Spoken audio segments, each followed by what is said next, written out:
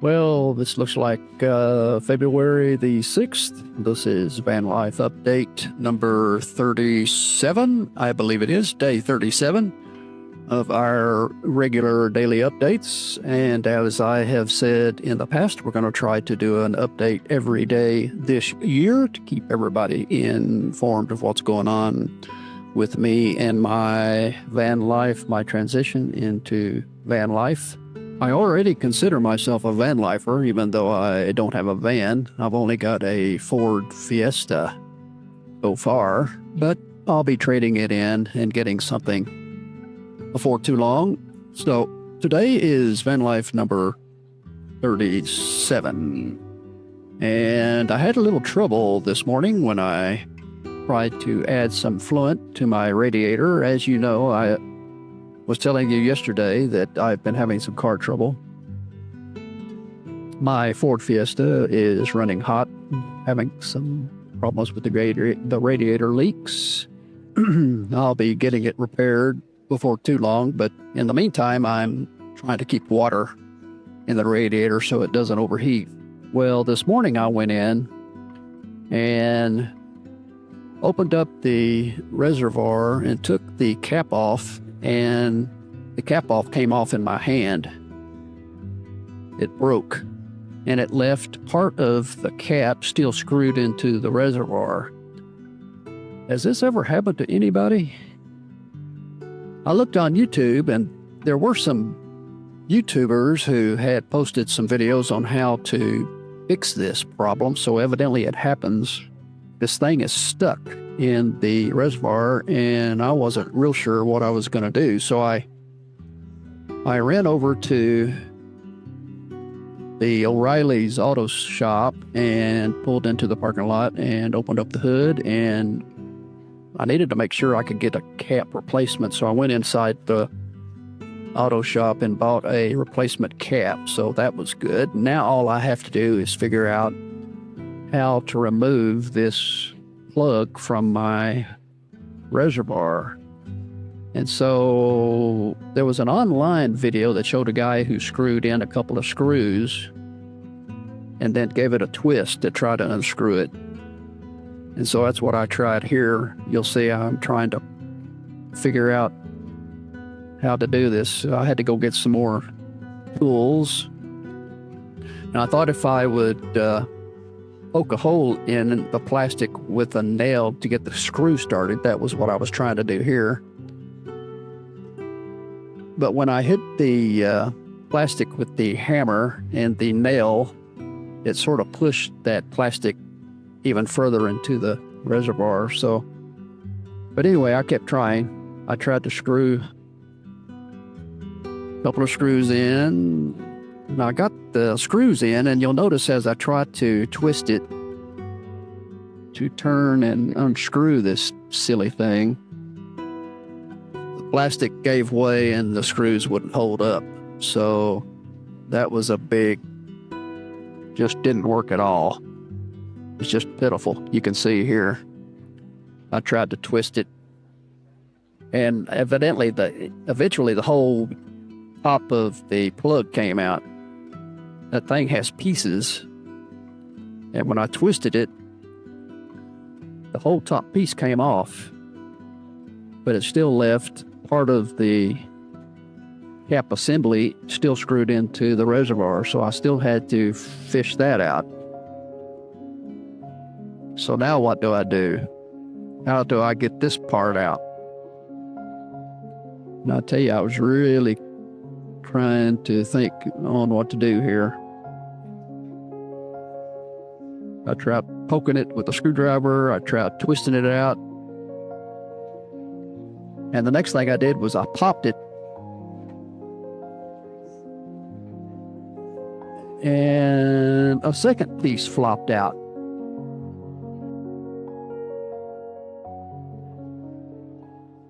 But when I did that, a piece of the assembly fell into the reservoir. So there's a plastic part of the assembly that popped into the reservoir when I popped it out. So now I've got to fish it out. Now, how am I going to get inside the reservoir and pull that thing out, that little plastic piece. Well, I kept poking and poking and poking, and finally was able to stick my screwdriver in it and get it up to the lip, but then I couldn't figure out how to get it past the lip of the reservoir. So I decided to go get a nail and see if I could pop it out that way. And so I'm fishing around, trying to grab it with my screwdriver. I'm trying to stab it because it'll stick to the end of the screwdriver if I can poke it just right.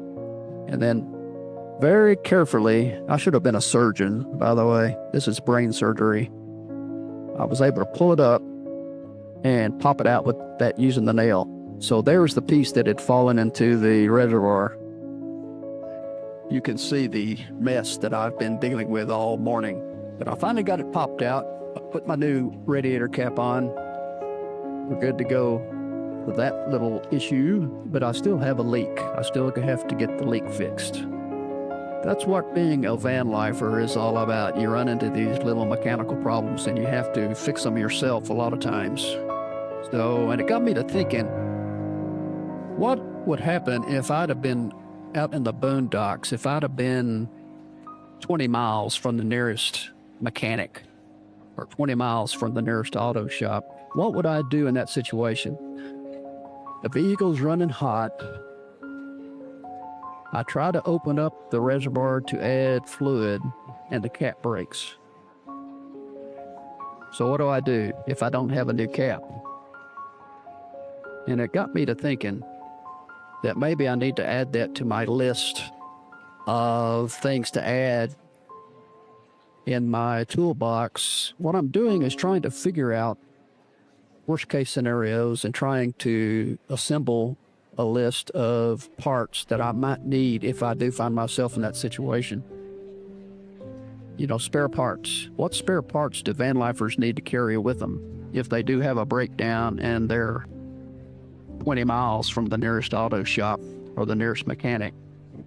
What do they add to their inventory? And I'm thinking, well, for $18, I can buy a spare radiator cap. That might not be a bad idea to carry.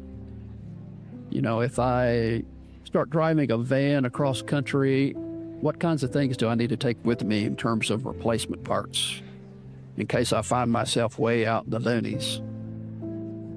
And it's kind of the reason I don't want to get a Mercedes Sprinter, because those parts are expensive and they're harder to find. At least with a Ford Transit, you have Ford dealerships and people who can work on Fords all over the country. There are, 1,500 Ford dealerships around the country. So that's one reason I was thinking of the Ford dealership being the best, the Ford Transit being the best van to go for. So that's what I'm thinking anyway. But anyway, if you have any thoughts, let me know in comments. Do you carry spare parts? What parts do you carry? Do you carry any spare belts?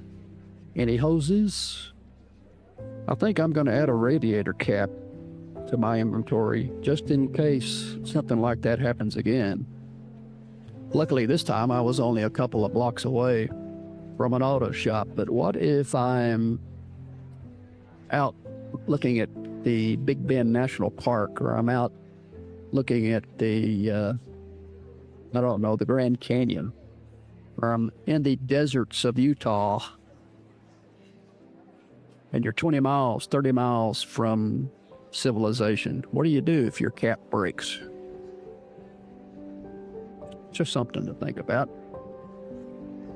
Well, what else is going on today? Not much. That's taken up my time for the most part today, and getting that thing situated. And I've got to get some repair work done on the old Ford Fiesta, and so it's just another thing that happens along the way. That's what happens when you're living on the road, and it's about what I expected. I mean, I've traveled before. I've traveled in my vehicle. There was a time when I was traveling throughout the Southwest, and I was living out of a Ford Explorer. And luckily, didn't have any trouble at all with my Ford Explorer. Never broke down, never had any major mechanical issues. And I traveled in that Ford Explorer for over a year and didn't have any problems. And this Ford Fiesta's been a pretty good car too. I've not really had any major problems with it. But it's starting to break down little things here and there, so it's probably time for me to trade it in. And that's my goal. This year is going to be an interesting year. The following months, as we get into the spring and summer, to see what I can figure out. This has been Van Life 37. So you guys go out and have a good day, and I will see you tomorrow, Saturday, for Van Life update number 38.